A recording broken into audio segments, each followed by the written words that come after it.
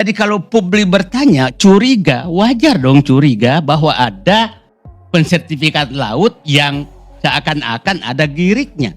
Ya kan, itu kan sangat wajar. Mungkin kalau Pak Jokowi kemarin adalah penertiban sertifikat, maka mungkin ATR BPN motonya sekarang adalah penertiban penguasaan tanah.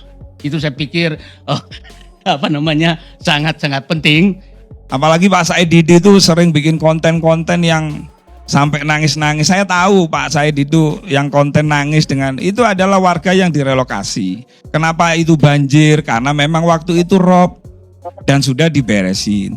Karena selama ini Pak Said Didu dan kawan-kawan hanya konten-konten kreator aja. Tidak pernah ketika masyarakat ada yang diintimidasi, ada yang diancam, ada yang digusur, tidak ada solusi sama sekali. Nah, kita jangan sampai bahasanya membela rakyat, membela warga, tapi membela kepentingan dirinya sendiri. Misalnya karena punya tanah di Keronjo 10 hektar yang dulu beli per meter 5.000, terus karena tidak terjadi sesuatu hal-hal yang diinginkan lalu kemudian kemana-mana. Saya ingatkan jangan ke pribadi Mas ya. Saya ingatkan ya. Betul-betul. Bukan.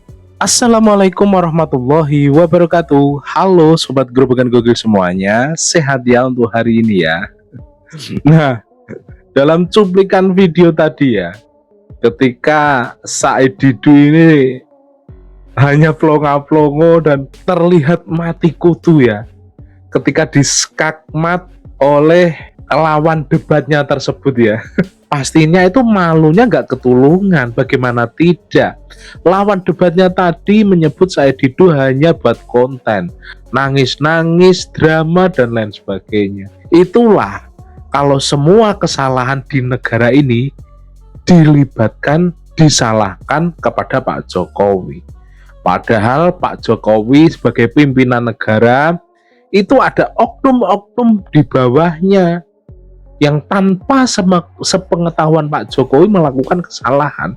Lah kenapa semua hal disalahkan Pak Jokowi gitu ya. Nah, lebih jelasnya langsung saja kita reaction bersama-sama video berikut ini. Soal pagar laut terindra itu udah dari dulu bukan misteri, semua tahu ada pagar laut.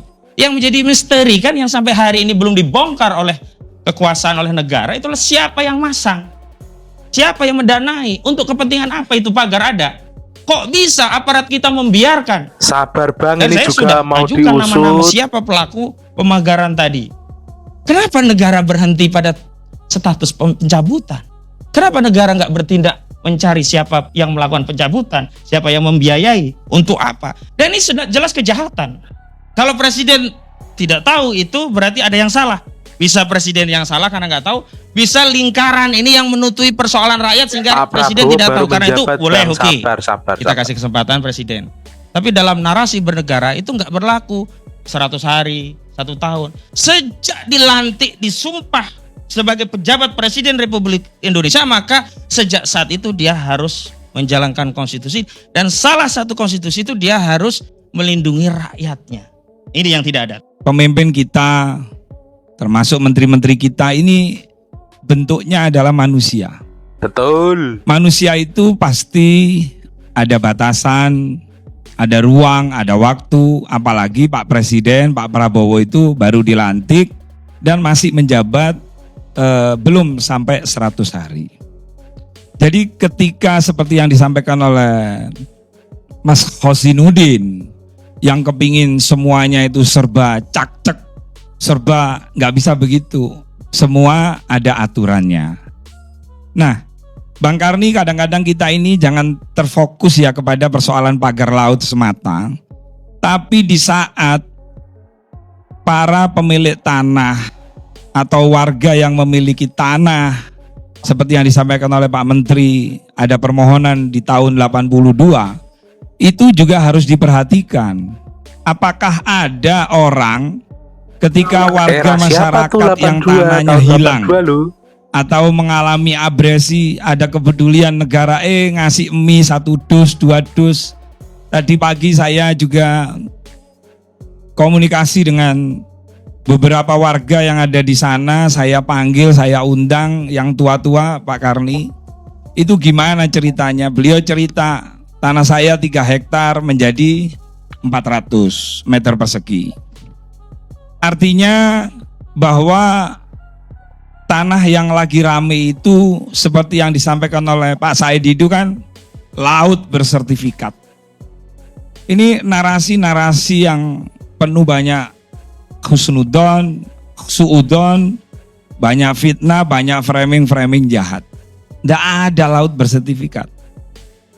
Masalah persoalan tanah abrasi ini, kalaupun sekarang misalnya dari keterangan Pak Menteri, Pak Nusron Wahid, jadi Menteri ini sudah kerja, sudah menghasilkan, masih aja yang namanya Mas Khosinuddin itu nggak ada puas-puasnya. Mungkin Mas Khosinuddin ini harus ditunjuk jadi menteri apa gitu, yang sekiranya mengerjakan sendiri gitu. Ngarep dia. Yang namanya manusia itu kullu bani Adam khata'un wa khairul khata'ina tawwabun gitu loh. Jadi berilah ruang, berilah waktu, berilah kesempatan. Namanya orang baru memerintah. Apalagi Pak Said Didu itu sering bikin konten-konten yang sampai nangis-nangis. Saya tahu Pak Said itu yang konten nangis dengan itu adalah warga yang direlokasi. Kenapa itu banjir? Karena memang waktu itu rob dan sudah diberesin. Terus kenapa Bang Khosinuddin tadi cerita sungai diuruk? Nah, bahasa sungai diuruk. Sungai diuruk itu kalau tidak dikembalikan misalnya, kalaupun itu terjadi, saya sudah dapat data itu Bang Khosinuddin dan itu sudah clear. Memang ada kesalahan dari pihak proyek, mungkin karena nggak tahu kontraktornya, tiba-tiba langsung itu dan itu sudah diperbaiki. Artinya begini, negara kita negara hukum. Saya senang kalau Bang Khosinuddin mengedukasi masyarakat, mengadvokasi masyarakat, membantu masyarakat mencarikan solusi, mencarikan jalan keluar.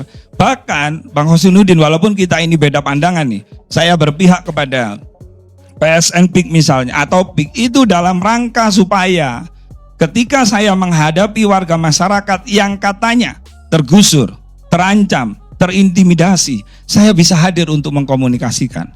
Karena selama ini Pak Said Didu dan kawan-kawan hanya konten-konten kreator aja. Tidak pernah ketika masyarakat ada yang diintimidasi, ada yang diancam, ada yang digusur, tidak ada solusi sama sekali.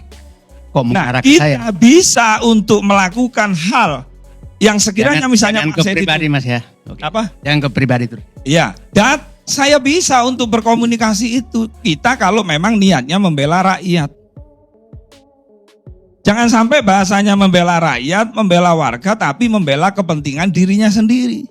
Misalnya karena punya tanah di Keronjo 10 hektar yang dulu beli per meter 5.000, terus karena tidak terjadi sesuatu hal-hal yang diinginkan lalu kemudian kemana-mana. Saya ingatkan jangan ke pribadi Mas ya. Saya ingatkan. Ya, betul-betul. Kita ngomong. Bukan. Kita mempersoalkan pantai Tangerang. Iya, Pak. Jadi Iya, jangan ada serang pribadi beliau. Bukan, gini Pak Karni, ini persoalan pagar laut, narasi laut bersertifikat itu yang mendengungkan itu beliau.